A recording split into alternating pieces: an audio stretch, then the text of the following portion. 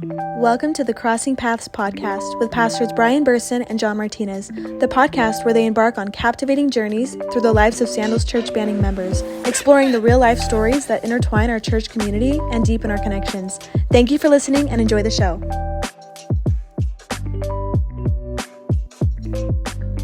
Hey, we are in the youth center, and there's a reason why we're up here, and that is because today we have the pleasure of having a conversation with David Oyola, who is our youth lead. Yes, sir. And so this is a chance for us to, obviously you've been introduced to our campus, but to do a deeper dive into what makes David Oyola tick.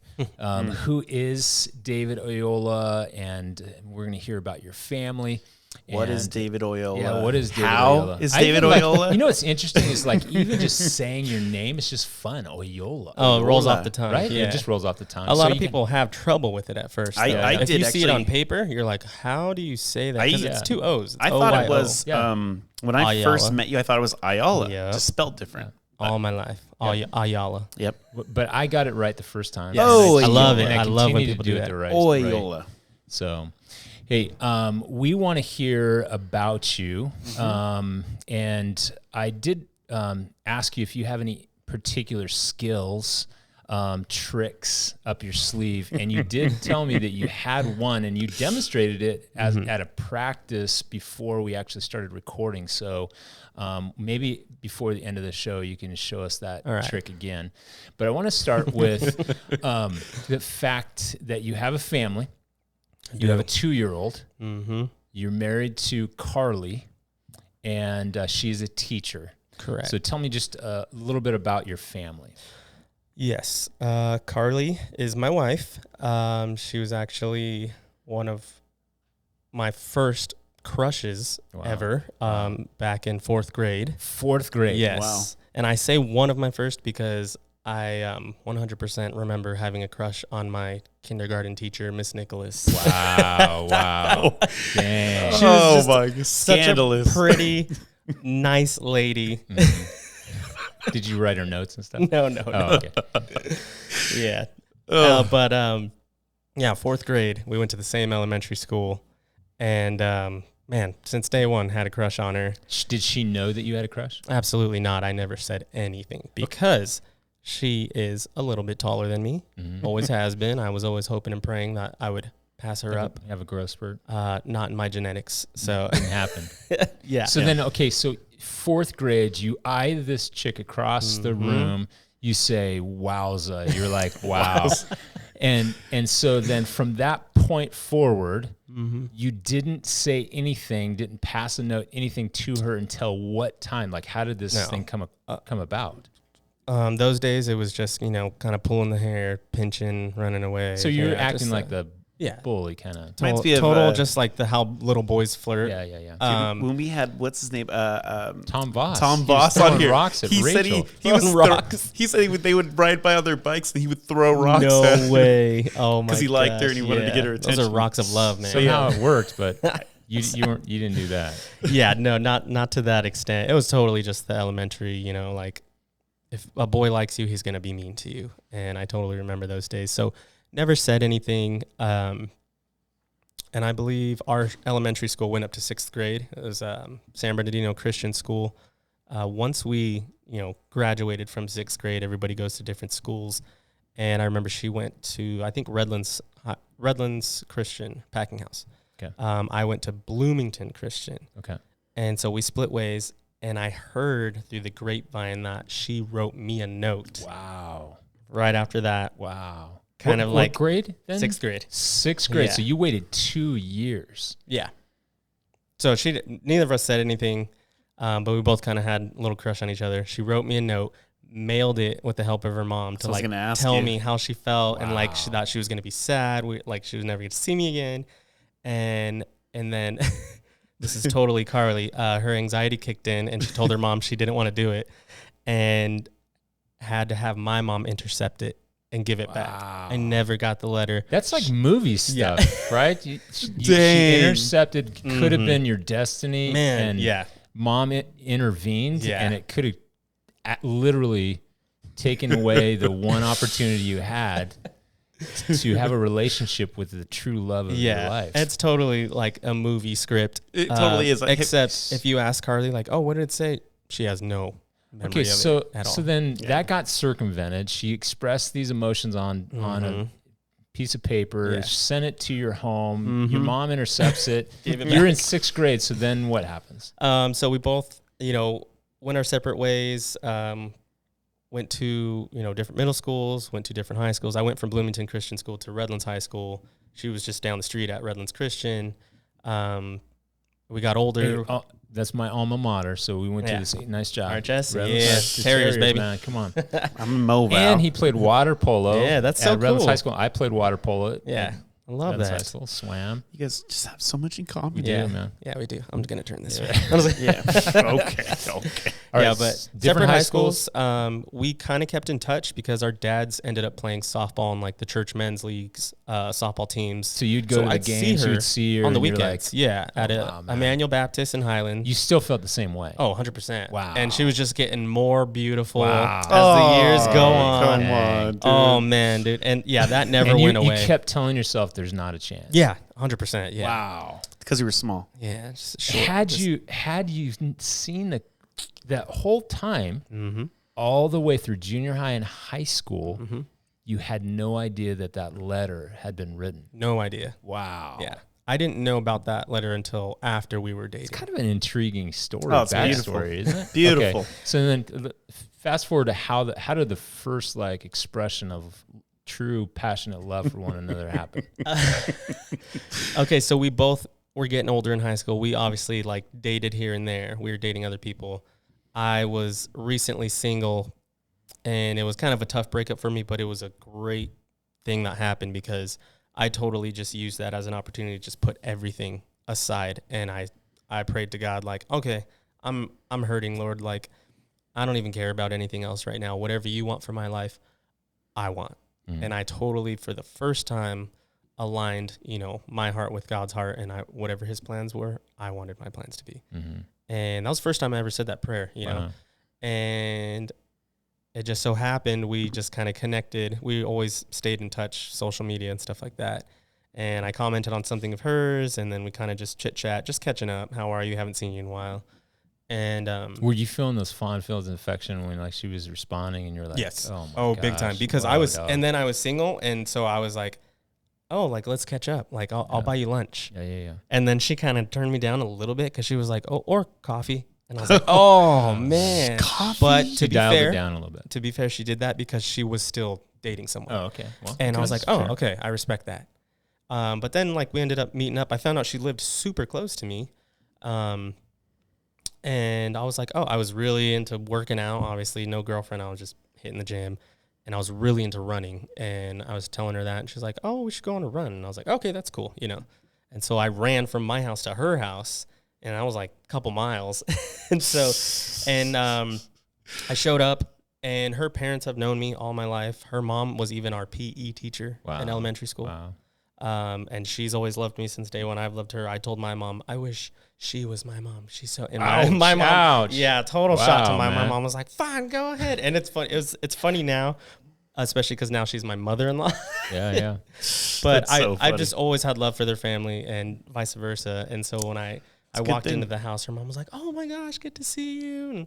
And so, Carly and I went for a run, and she was just kind of venting a little bit, explaining her relationship's not in the best place. And I used that as my in a little bit. And that's when you stick the crowbar in between the relationship. The crowbar. Just see the shoulder, come lay right It was here. the toe, stopping the door, and then the crowbar. That guy's a jerk. What a weasel that that's guy. how it was. And we hung out a little more. We talked a little more.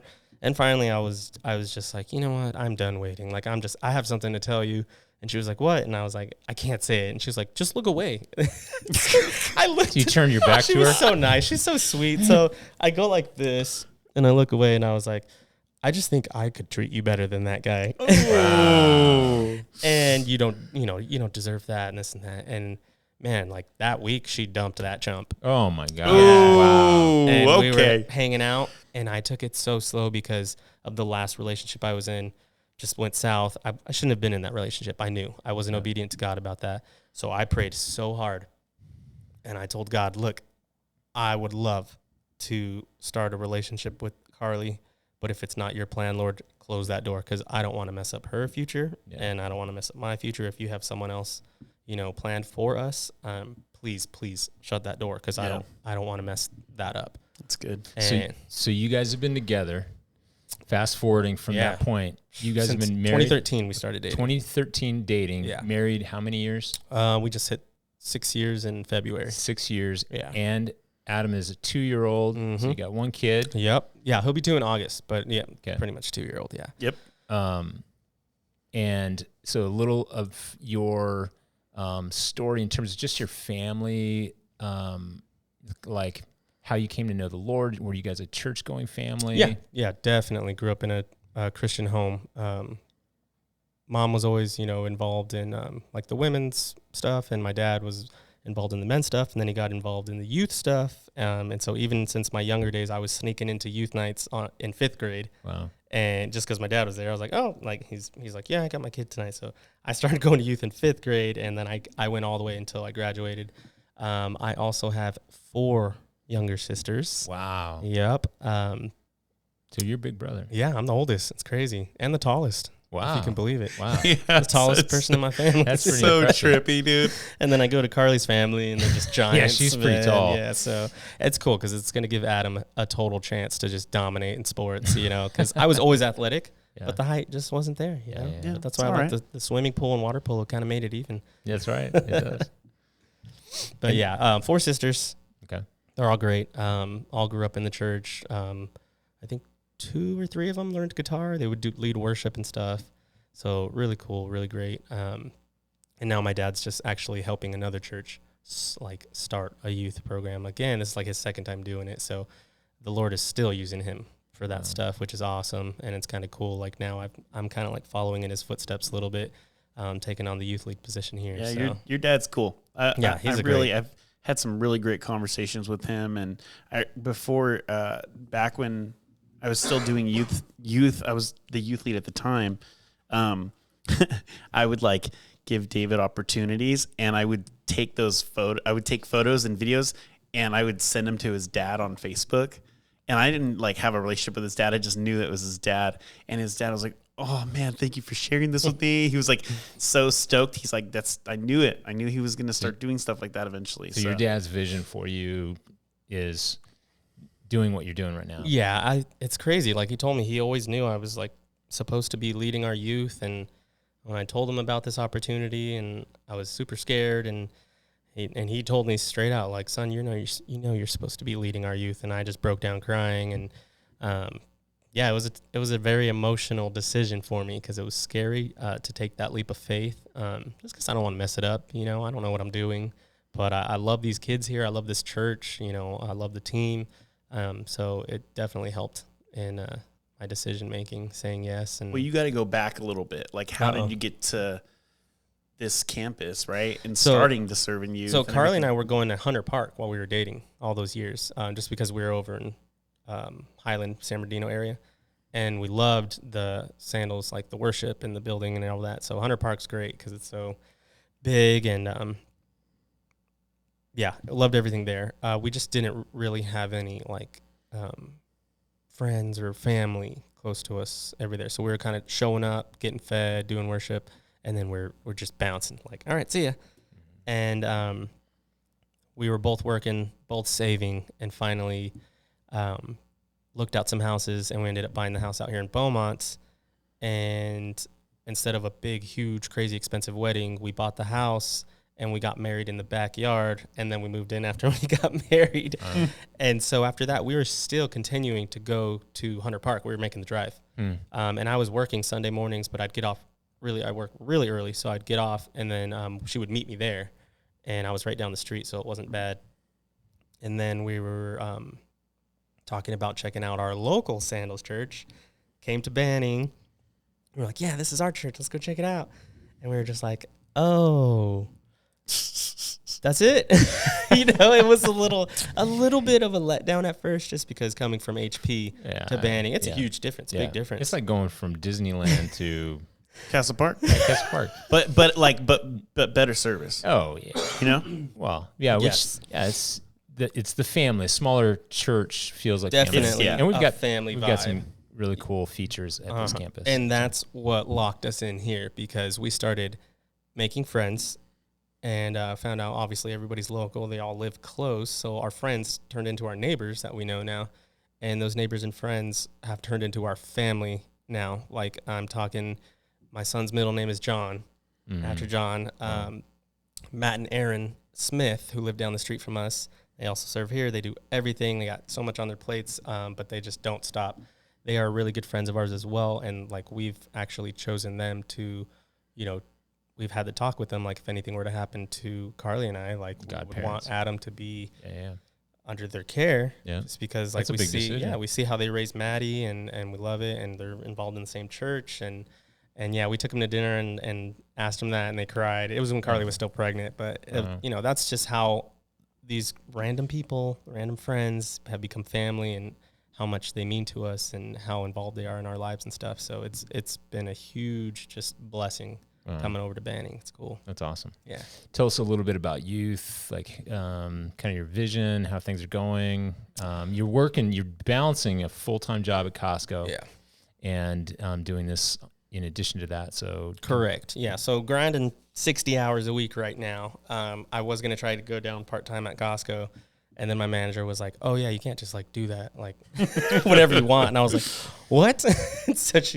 Like at Costco, you have to sign job postings if they're available. So she's like, "You got to wait for a job posting." And I was like, "Oh, okay. Guess I'm gonna keep on grinding then." So, which is fine, because it's manageable. It is a hard thing to balance though, work and family, and any kind of free time, and like alone time with the Lord. Like, it's just I think the sentence I say the most is, "I'm so tired." Like, all the time. Sometimes when I just wake up for work, I'm like, "Oh, I'm so tired."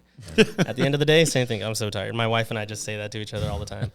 But yeah, youth is fun, man. I've been on staff for 6-7 months now, since October. And it's a blast. Like, our numbers are going up. We're getting more students. I'm seeing kids invite like vans full of friends showing up, sometimes 2 cars. Especially your boy groups, man. Yeah, my high school boys are killing it. Shout out Jaden Erickson. That boy does not stop inviting people, and he tells them like, "Hey, come to my house after school. We'll feed you, and then we'll go to church." And like, he's got a whole posse that rolls up, and 1 to 2 vehicles. But just seeing that is awesome. And then other kids who haven't been coming in a while, seeing them show up and then invite friends. Like, it just makes me happy. I'm really trying to create a safe space for them to grow in their faith, but also have fun, And you're a skateboarder. You've always been a skateboarder. So you guys have to skate ramps and all that. And you're on your skateboard out there with them. Oh, yeah. Yeah, Wednesday is my skate night. Like, I don't have the free time to do it any other day, but, I mean, I'm here. I'm on the clock. I got some ramps. I'm going to skate with the kids. So I've been slowly, like, buying, quarter pipes and rails, and so we did have a solid group of skaters for a while. We got a few here, still here and there, but yeah, it's fun. I love skating with the kids. And you have this amazing youth center. Oh yeah, which is a gift to us. State-of-the-art youth center, man. It's awesome. They've got computers and pool table, and you've got air hockey and arcade basketball, and a game that plays with several 10,000 different arcade games on it. And all the retro games. Yeah. So it's just like cool. I mean, that's why we're up here. It's a cool space. The kids can arrive as early as 5 o'clock. They have an hour of basically just kind of hanging out, enjoying each other, enjoying all the leaders, and inside, outside. Then you guys do a game. Then you guys go in for a teaching, which is always a great time, and then discussion, breaking up into groups. And the group time, I've hung out, and there's some great discussion that happens. Man. When I started the youth lead position, I was told, like, hey, groups need to be like your bread and butter. Like, they need to be the most important time of the night. You need to up your group time to like an hour. And I was like, oh my gosh, I don't know if I can hold these kids for an hour. And I was told, like, yeah, other campuses are doing it, like, give it a shot. And So we're like slowly worked our way into that. And now groups have become like my favorite part of the night and also some students' favorite part of the night. Yeah. These kids are like really growing in their faith, but they're also growing as a group. They genuinely together. like each other. Yes. And they it's have so fun, cool they laugh, and they were all so different and so shy and so quiet. And now like they're a solid friendship group. We got a group chat going. It's insane. Texting, but to see them grow up as young men, but also grow closer to each other, man, huge blessing. Like nothing makes me happier than seeing that. These guys get real. They answer questions. They are becoming more and more vulnerable in where they're at in life and what they're struggling with, and you know what their goals are. Like it's really cool to see that at that age, because at that age I was probably like a vault. I didn't say anything. I remember groups at my youth at that age, and my youth leader, shout out Kenny Logan, he would ask questions and it would just be crickets, man. I felt his pain starting out for sure. And my thoughts were just like, man, I just want to go outside and skate. Come on, man, like let us go. But group time has become really good, really healthy lately. It takes time to build that culture too. And we've had ebbs and flows and different seasons here at the campus. And so I've noticed that has gotten really healthy. Group time. And honestly, I think it's the best it's been ever since I've even been at this campus groups. But, you know, I know that it's been a while chipping away at that. And, definitely. And you also, I mean, just for context, you didn't just start doing youth once you got hired. You've been serving on this team since like you pretty much have gotten, I think 2 years serving. 2 or 3. No, longer, 3. Sorry, 3 years.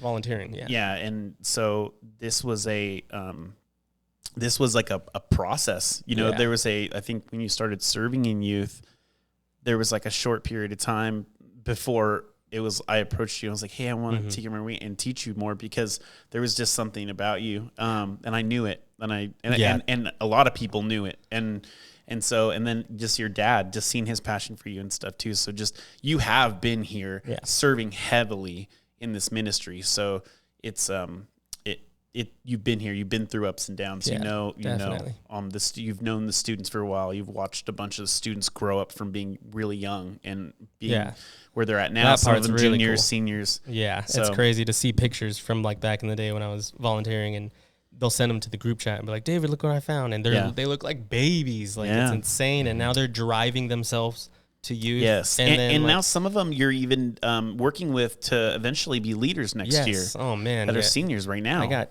kids who are about to graduate and they're just like, so how do I become a leader? And I'm just like, discipleship. Melts my heart, man. It's so awesome. It. Like I was discipling them, and now like they're going to learn how to disciple, the younger kids. It's just going to be, it's a good process, and it's cool to see. Definitely. It's been amazing to watch you it's just really grow. Fun to watch for sure, and love seeing what's happening in our youth. Okay, I'm going to bring it full circle, because what I referenced at the very beginning is that you have a particular skill that you were demonstrating before we actually hit record. So now that we're live, I want you to try to replicate what you did at the very beginning. All right, the audience. Can we hear yours first? Because it's impressive. This is impressive. Like great. This is what reminded me that I could do.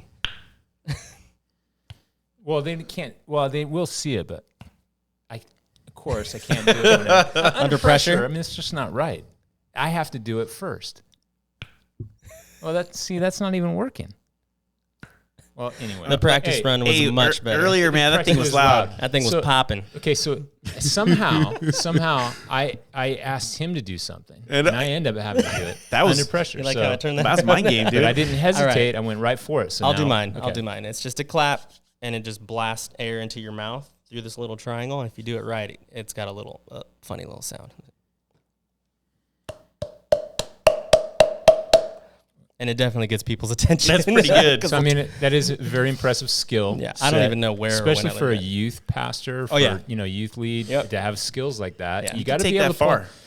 You always have to have stuff in your quiver, right? That you can pull out random stuff at any point in time. So that's one of them. Yeah, and it's a good one because I'll be clapping at the kids like, hey, and then you turn it into that, and they're like, So if you didn't know that David had some hidden skills. Now you do. I'm taking it to He's really good America's at that. Got Talent. So see me on TV soon. Hey, we're blessed to have you. We're so thankful that you're part of our staff and team, and you fit right in. Thank you. You're doing a great job. And blessed to be here. Yeah, blessed by your family. We love your, Carly and your son, and just you're a gift to this campus. And so we just usually end the show, each episode, just by praying over the person that we're interviewing. So we're going to go ahead and do that right now. Let's do it. Lord, I thank you for David. We thank you for the gift that he and Carly and Adam are to our campus. And we just pray a blessing upon him as he juggles, Lord, the responsibilities of not only raising a family, taking care and tending his bride, taking care of his son, managing a home, doing a full-time job at Costco, but also on top of that, putting in a whole lot of hours, just blessing this campus, blessing our youth, blessing our families. And so inspire him, fill him afresh with your spirit, give him energy and peace and joy. Give him rest. I pray, Lord, restorative, recuperative sleep. I pray that he'd wake up just energized and ready to take on the challenges of the day. I pray that for Carly as well, as she teaches and is on the front lines with students in the public school. And I just pray, Lord, this would be a prosperous season for them, emotionally, spiritually, physically, financially, relationally, in their marriage. And Lord, I just commit that to you, commit the youth ministry to you. I pray that it would blossom, the students would grow in their faith, and inviting others to hear what they're learning and growing in. And so we commit that to you. We thank you in advance for that work, and I pray these things in Jesus' name. Amen. Thank you. Amen. Right. Love you, brother. Thanks, boys. Love you guys too. All right.